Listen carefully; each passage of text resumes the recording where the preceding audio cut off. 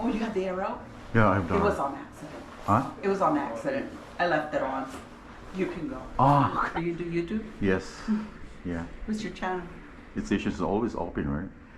Work periodically. Yeah. Yeah, always. It's a working one. Yeah. You guys are working hard. It's fine.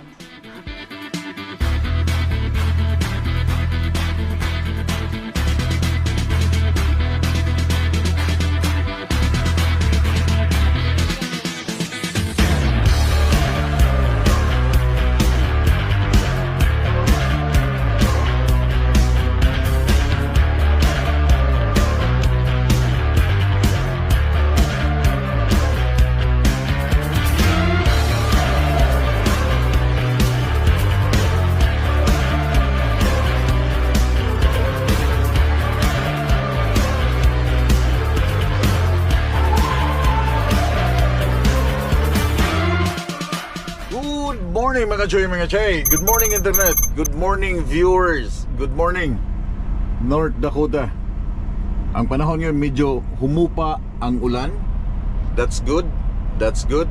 Humupa ang ulan. Nakapag-drive na ako ng almost 1 hour and 30 minutes from doon sa tinigilan ko up to here dito sa Hillsboro para mag-load check. Tara. Okay. At the same time, meron din isang taga Manitoba na ang load ay hay. Hay. Ang load ay hay. Pero mas maganda ang kanyang pagka-tarp kasi malaki yung kanyang tarp, which is good. Gumamit siya ng bungee, which is good. Yeah, the same. RGN din. Nilagyan na ng ano sa taas. Good. Sa akin, wala na. Oh. Kita nyo sa taas. Sira na. So di ba?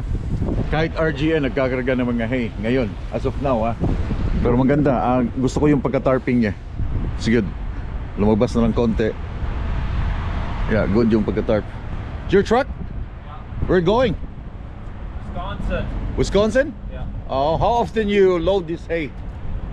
Almost every week. Every week? Yeah. And then coming back equipment? Yeah. Oh, nice. Where did you load? In Winkler? Yeah. It's called Cooley Farms. Oh, Clum? No, that Cooley, that is Borderland. Oh, okay, Borderland. That's by Osterwick. Oh, okay. You load yesterday or? Yeah, yesterday evening. Yeah, you have a good tarp. Yeah. Look at mine. It's my first time to load this shit. Yeah, straws. Tarping straw is awful. Yeah. But this is easy to tarp just because mine is a full straight load. Oh, you yeah. have up and down. That's why I got up and down. So last night I was in Drayton and fixing my tarp. It's raining. I'm so fucking wet. Yeah, I saw you. I'm like, shit. Yeah. Yeah. I saw like it sucks how you had the tarp. Yeah. You have just one level, then that's good. Yeah. I it's got easier. ups and down. Yeah, it's easier this way. Yeah. Nice meeting you. What's your name? Harry. Harry? Marco. You're from Manitoba, right? Yeah, Winkler. Winkler? Yeah. Oh, I'm from Winnipeg. Oh, nice. Yeah. Oh, you like RGN? It's good, but it's my first time to load this. Yeah. First time, man. Wow. I thought you get used to it. I hope this is only the last one. I don't want to load this one because yesterday loading in Borderland yesterday, I feel like in the farm, like all is mad. Yeah. And it's rainy season. It is what it is. yeah, and I hate tarping. Oh, I think everybody hates tarping. It's Yeah.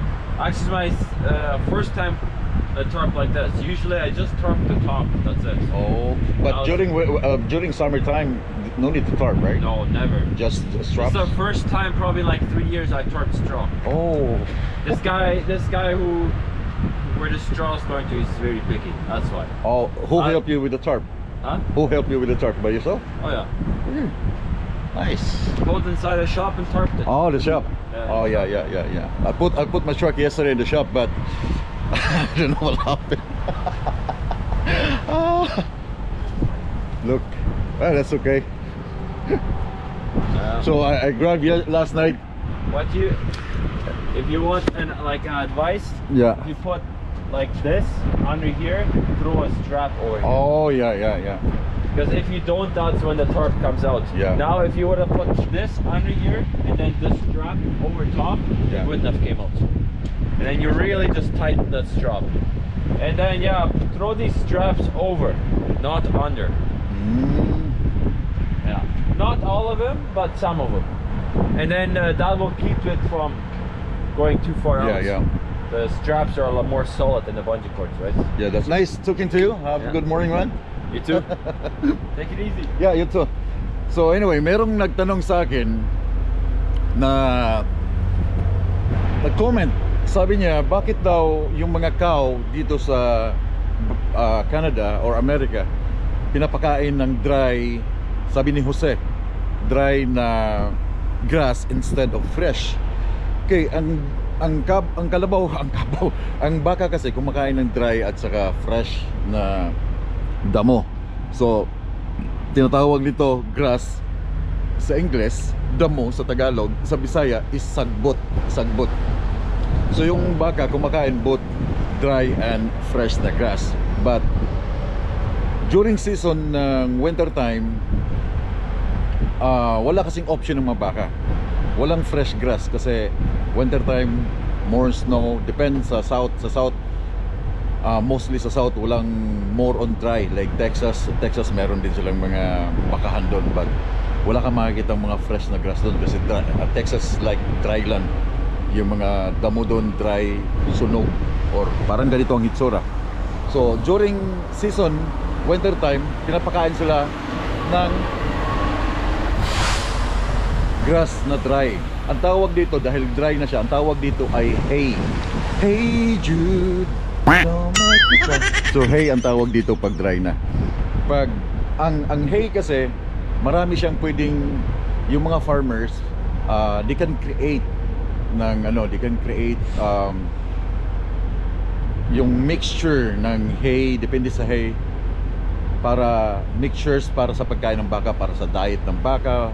Magdagdag sila ng mga foodstuffs doon sa hay. Mimix nila. Kita nyo yung dineliver ko sa the last time nag-deliver ako ng pula, yun yung mixer na tinatawag. So itong hay, imimix nila yung hay doon, pati yung mga nutrients, yung mga foodstuffs na para sa diet ng baka, imimix nila doon, no? Then depende pa rin yun, yung diet ng baka, depende yun sa like kung ang baka ay for consumption ng mga tao, yung mga kinakartay para sa mga steak, and yung iba ay depende rin sa mixtures ng kanilang diet para sa mga milk production, depende. So yung farmers ang mas nakakalam doon. Ang fresh na damo, mga fresh na damo na ganyan, is more on high water content, no?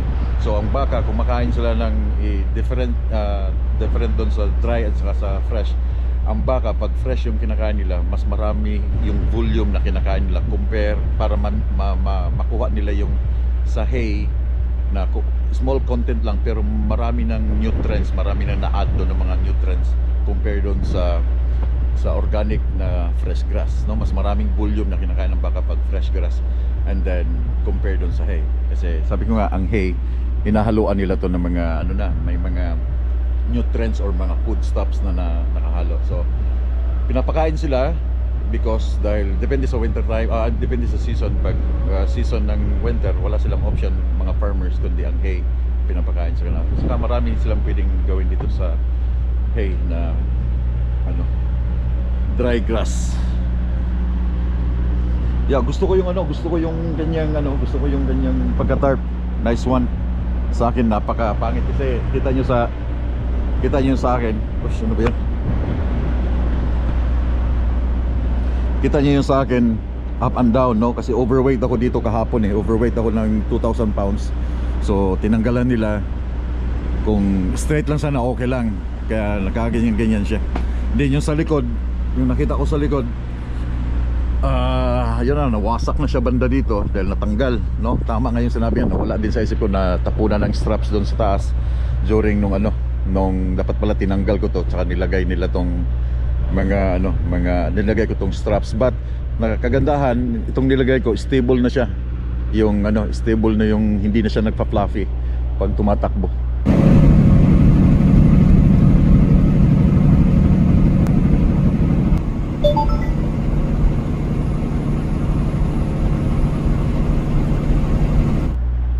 Pero yeah, last night basang-basa ako dahil sa ulan. So nag-break lang ako dito to check ng aking load. Then washroom na rin.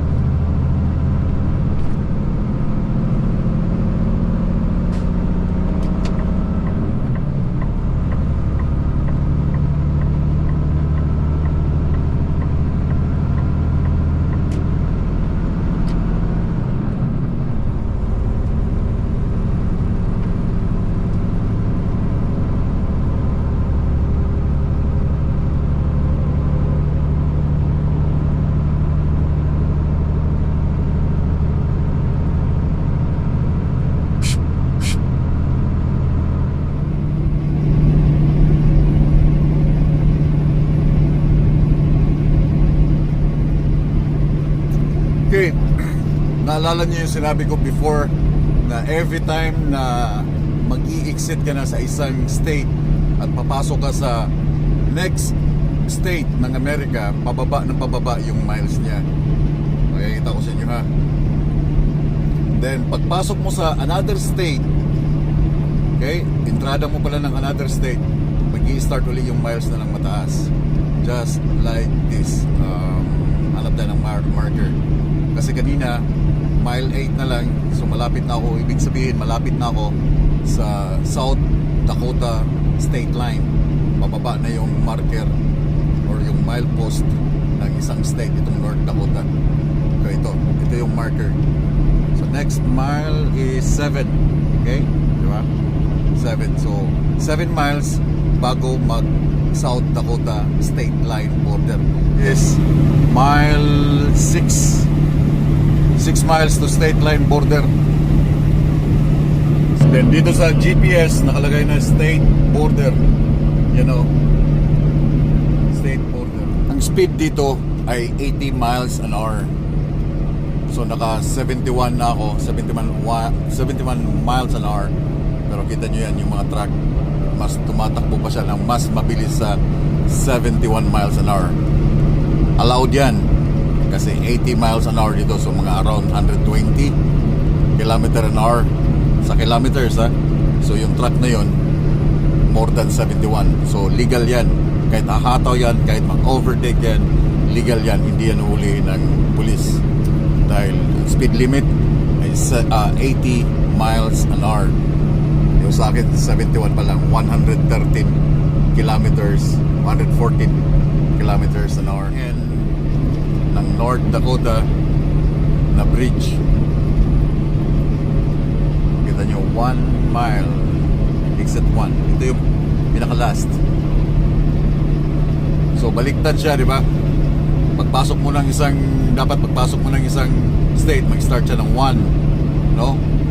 1, 2, 3, 4, but mag-start siya ng big numbers, high numbers, pababa.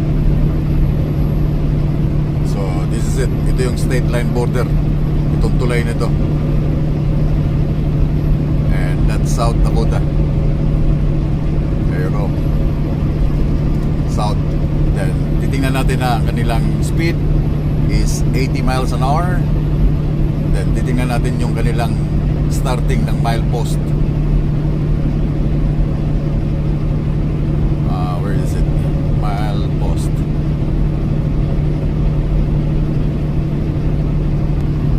There you go, 222 miles.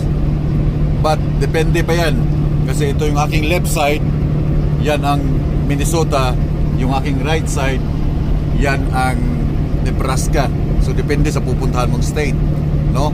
But itong kahabaan ng 29, I-29 sa next na state, I think that's Nebraska.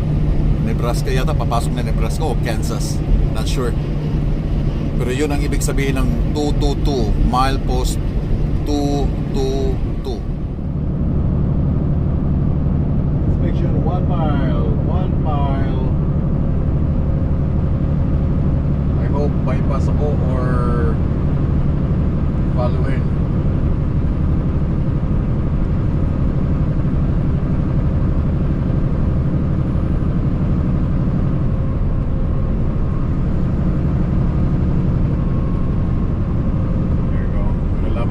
Meron silang sensor dito sa taas. Malalaman kung bypass ka or it's open. It's open. Yeah. Doesn't say here. Wala.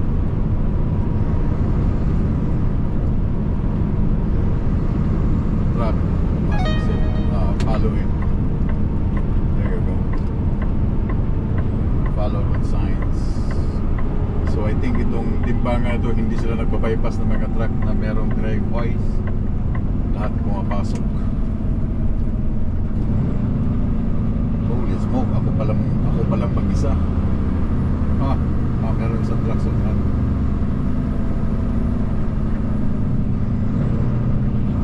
So meron silang speed limit.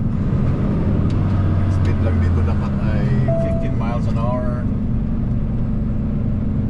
Nako, pinaikot yung isang truck, man.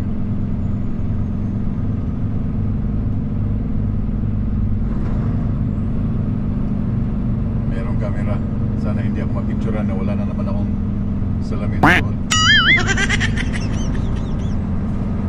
Roll down window. Meron din taming window. Nako, daming truck na pinatigil. 1, 2, 3, 4.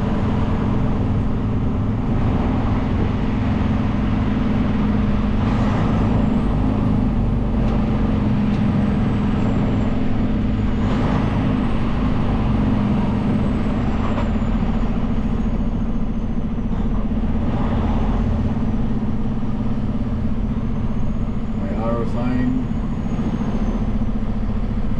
Lock, tigil lahat. May arrow sign.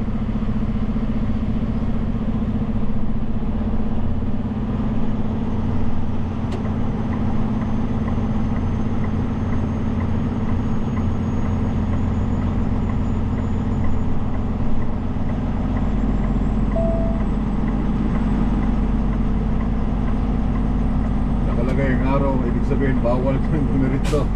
Liko.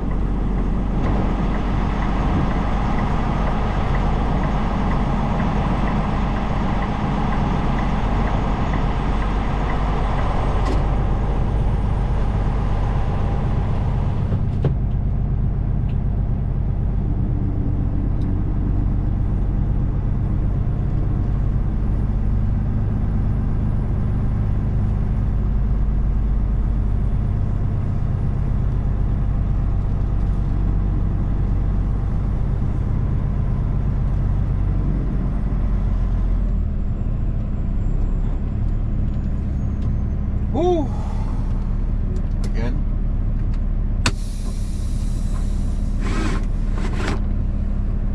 Wallet.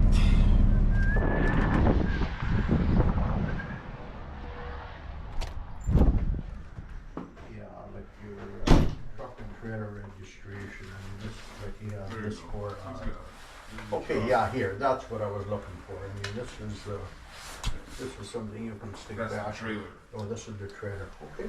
Yeah, so then I'll take this here, yeah, have your license, have your bill of lading here. And, let me just see on your card here, you have, Class A to 3. Oh, and you have tank and hazmat, nice, that's so nice when you have hazmat if you have it on your CDL. It's so nice when you have hazmat on your trailer, if you have it on your CDL too, it makes it so easy for us. Okay, medical? Yep. Okay, good. I think we have everything, I mean, if you wanna grab a seat there, There's a bathroom here. or, yeah, bathroom here if you need. Sure. But other than that, I'll come get you when I'm done. Alright, thank you. Yeah, right here.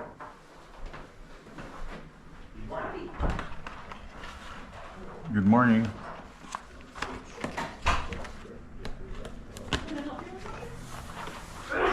Oh, Oh, you have the arrow? yeah, I've It done. was on accident. Huh? It was on accident. I left it on. You can go. Oh, Unless you want me to give you an inspection. can I? The washroom is used, Yeah, right? yeah, he'll be out in a minute if you want. Okay, yeah. Yeah, yeah. So I thought I was inspected because its arrow is. So how do you get your camera on the top? Huh?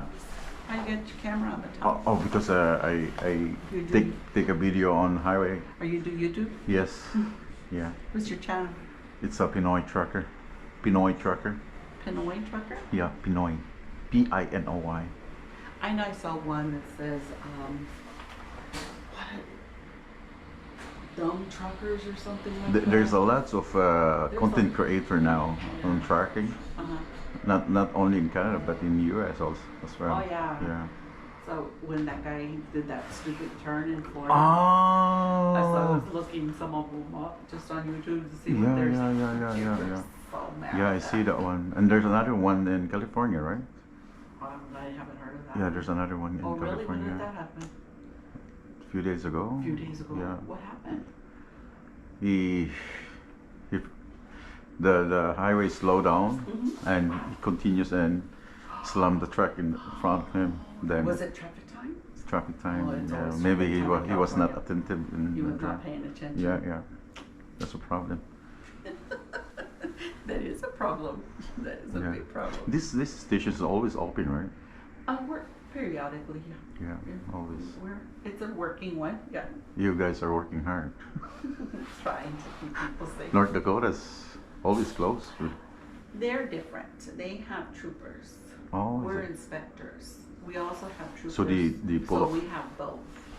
So they pull over trucks on the roadside? Mhm. Oh, Yeah, I yeah, see. yeah, they do roadside. Yeah. And they do have a port if they have to bring somebody in, but they normally are out on the road all the time. Okay. And theirs are really different, the one that right here on the 29, because they have one on each side. Oh, yeah, yeah. We're just on that side. So Yeah. Every time I went here, it's always open. These guys are working so hard. Well, we try. Yeah. Anyways, yeah, I have to go, I think. Thank you.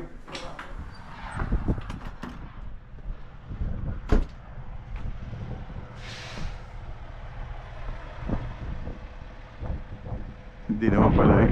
Nakalimutan lang niya i-ano yung sign. Bro. Yun, dapat nakasolid siya na green para diretso ka lang. So I thought pull over ako. Kung magkikita tayong muli.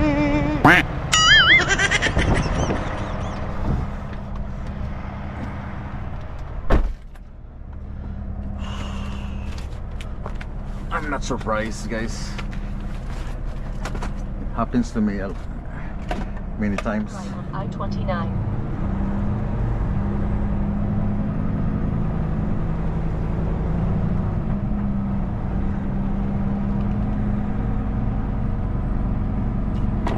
Dito yung pag pinapasok kanila sa level 1 inspection, yung building na yun, yung ilalim ng truck mo, check nila.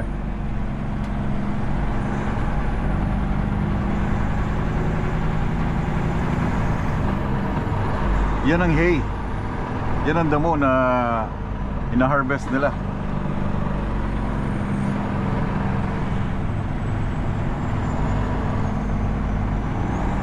So galing na ako dyan sa scale, hindi na ako dadaan dyan. Bypass ako. Continue on the current road.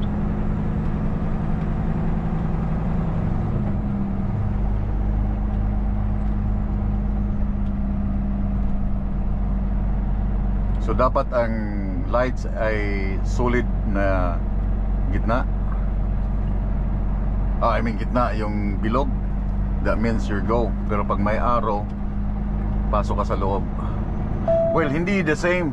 Hindi lahat ng mga tawag dito, hindi lahat ng mga way station is ganyan ang setup. But as a driver, kailangan mong obserbahan kung ano yung mga indicator na nilalagay nila sa kanilang station, no? Minsan may mga araw na tawag dito, bypass, dito ka, titingnan mo yung araw. Kaya nga iba-ibang style, iba-iba silang policy. So babandayan mo lang at iintindihin mo yung mga arrow signs, kung anong ibig sabihin. Kasi hindi mo pwedeng sabihin, well, bago lang ako, hindi ko alam. Then doon mag-a-apply na naman yung sinasabi lagi na ignorance of the law excuses no one. Anyway, 242 kilometers bago ko liliko, but almost 3 hours and 365. Darating ako alas 2:23 ng tanghali today.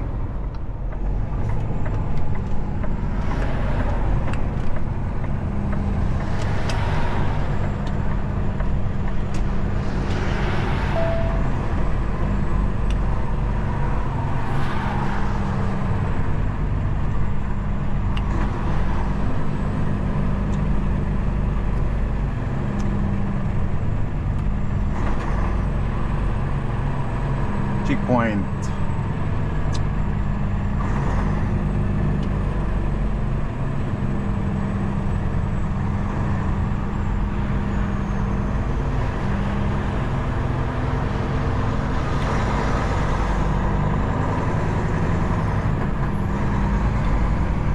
Dito sa South Dakota at saka North, meron silang space na walang timbangan, pero meron silang portable na timbangan. Pwede ka lang i-check dito sa area, i-overrun mo yung portable nila. Meron dito, may mga ganyan dito sa South at saka North. Kaya titingnan mo yung mga signboards kung open or close.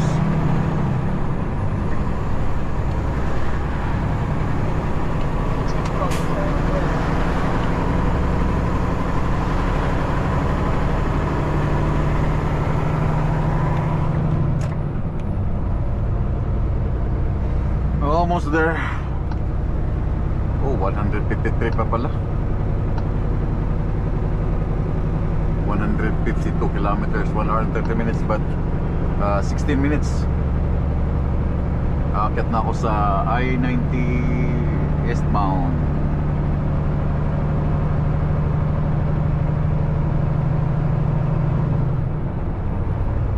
Change. Wala na naman. Basa na naman ako nito pag unload. Stop sign. I know, right?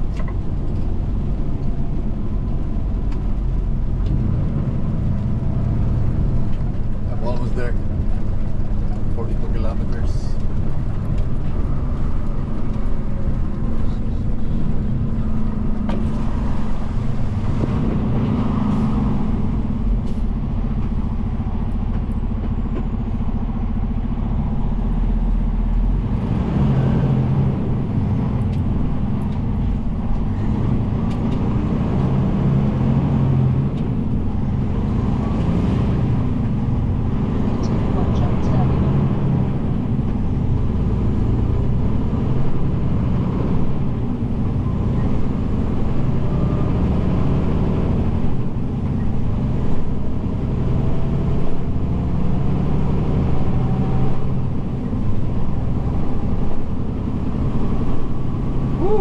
Wala na naman.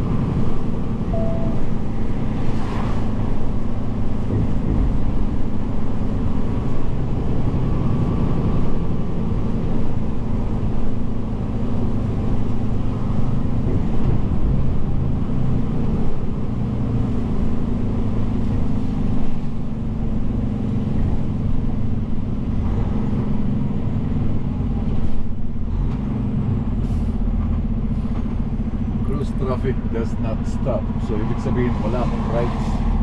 Hindi siya 4-way.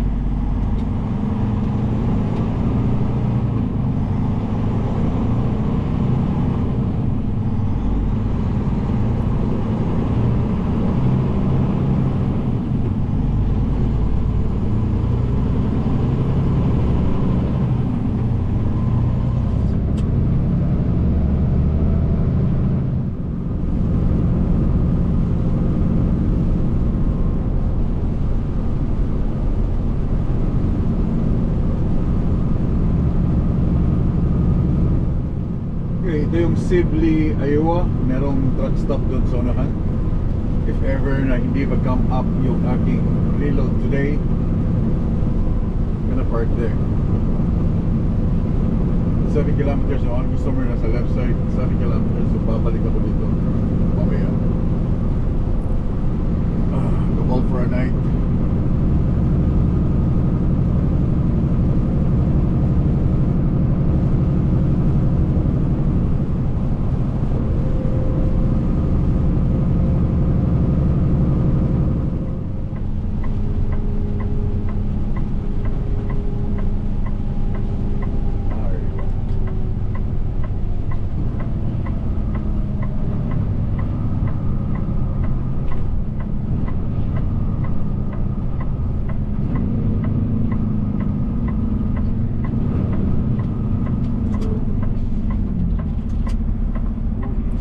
In 1.5 kilometers, arrive at Nuster Farms on the left.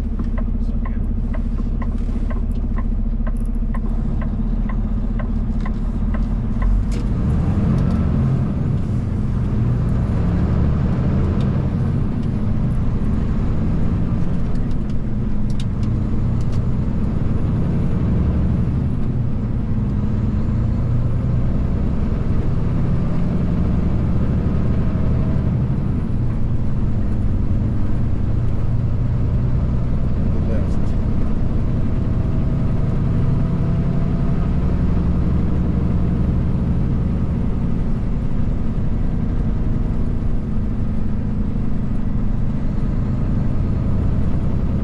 There you go.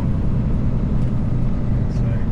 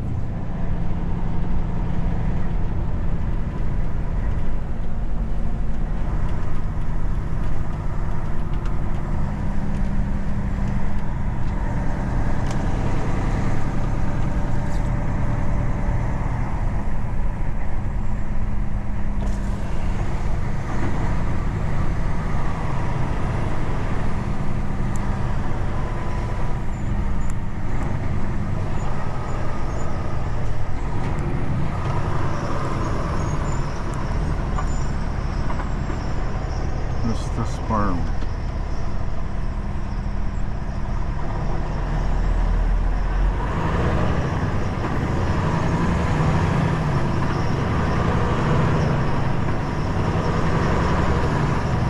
Grabe yung bar nila, oh.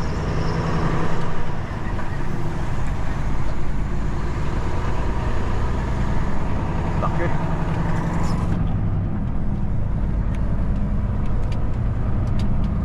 In 200 meters, arrive at Nuster Farms on the left.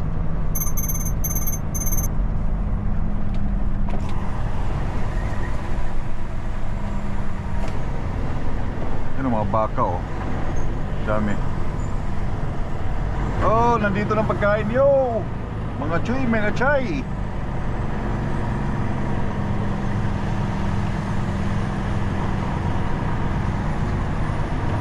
Wow, ang daming baka, men. Look at that. Hello! Your food is here! Hey, hey, hey! Welcome! Coming from Canada! Holy! Ang dami, men!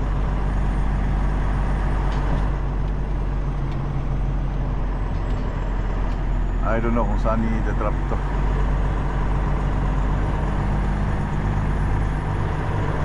Grabing baho. Amoy ipot. Amoy tae. Pero masarap yung beef.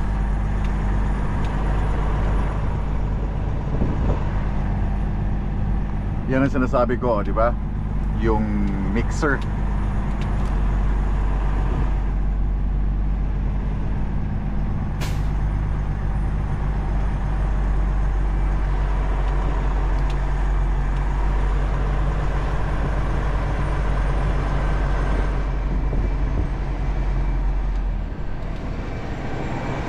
Ay, papasok nila yung pagkain sa loob.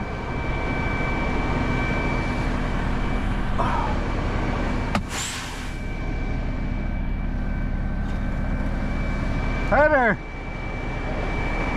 How are you?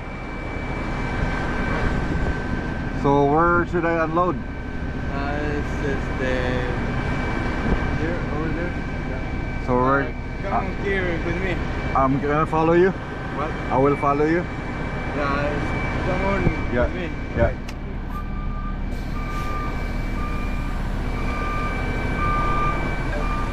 Continuing to drive may invalidate your rest break, which is not complete. Grabe yung baho, man. Follow me daw, follow me.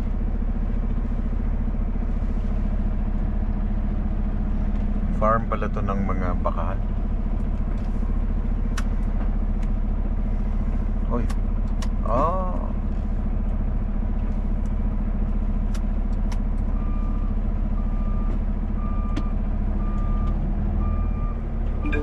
Continuing to drive may invalidate your rest break, which is not complete.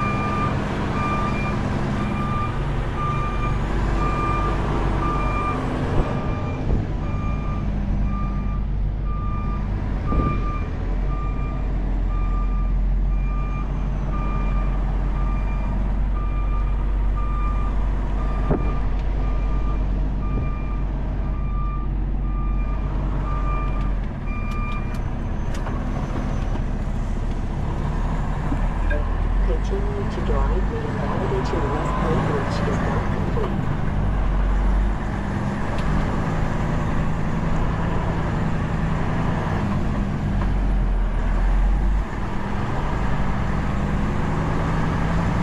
Ah, nilagpasan ko na.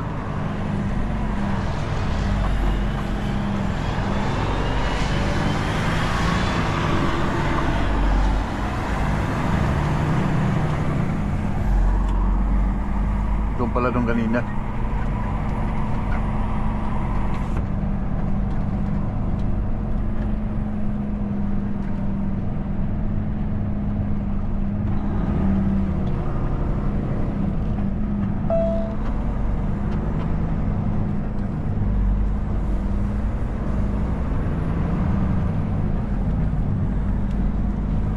So, sa aking truck parang livestock ng basura.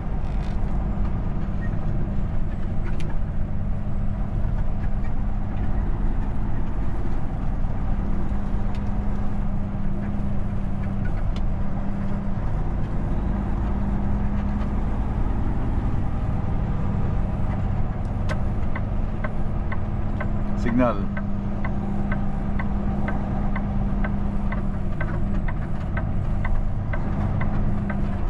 Walang signal light.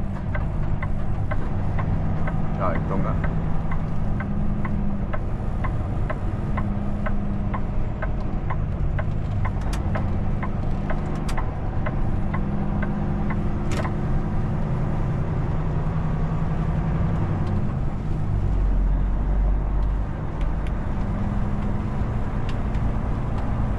Ah, yun, no?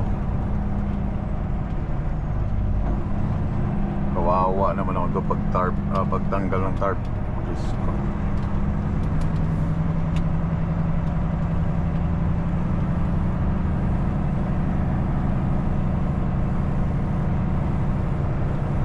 Lakas pa ng hangin.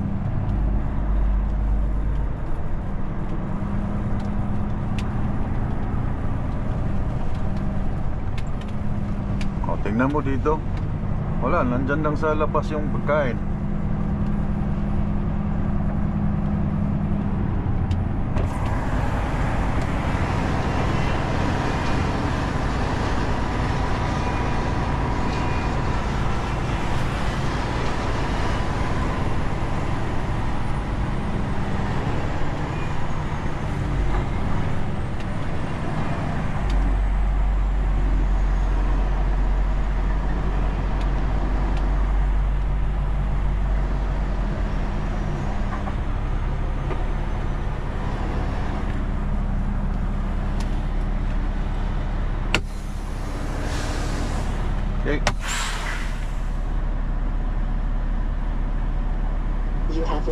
hours and 2 minutes of remaining drive time. So paano mga choy, bihis muna ako ng pangdumi at saka pang yung ano, gunload ako. I'll be back.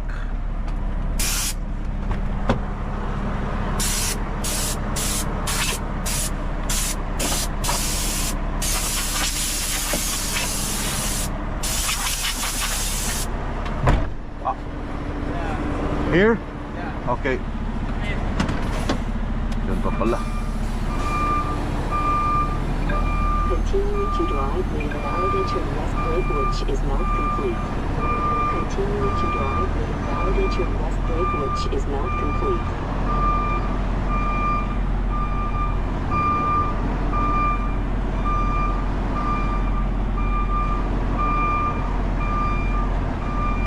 Parang hindi masyadong marunong mag-English eh. Kadalasan sa mga tatrabaho sa farm, mga Meksikano.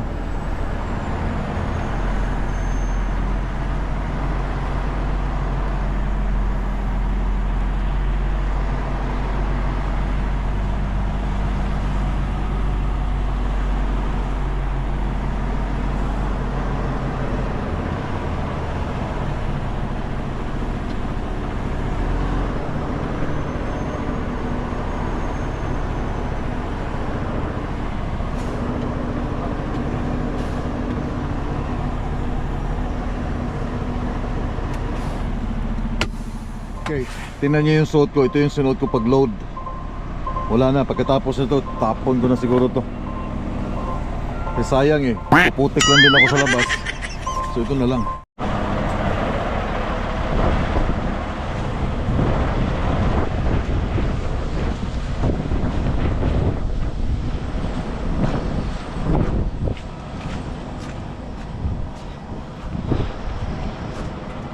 Sana abot.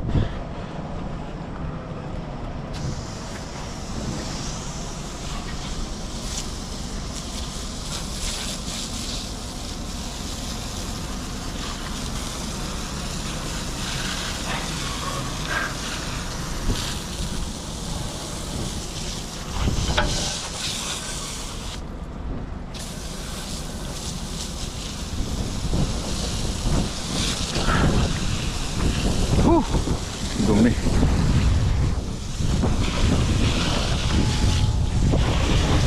Kita mo, nilinis ko ang truck.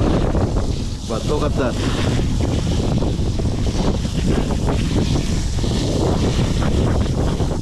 Matagal yan bago tanggalin. Never again.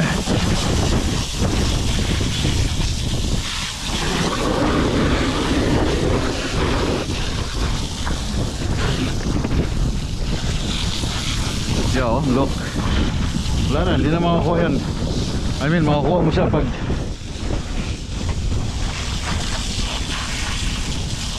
tatanggalin talaga lahat. Holy smoke. Dumi-dumi lang ang truck.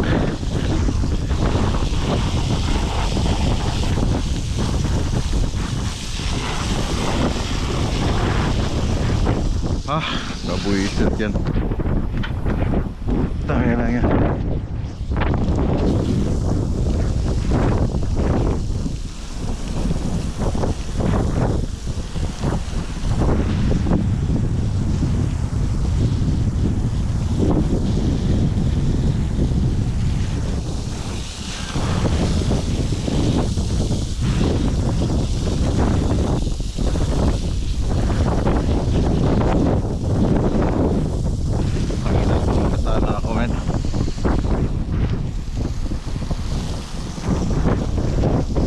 Putang ina. Hindi na. Basang-basa na ako. Fuck.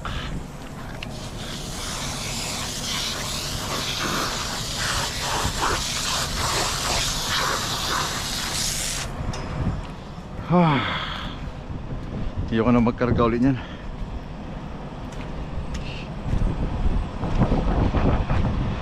Dumi.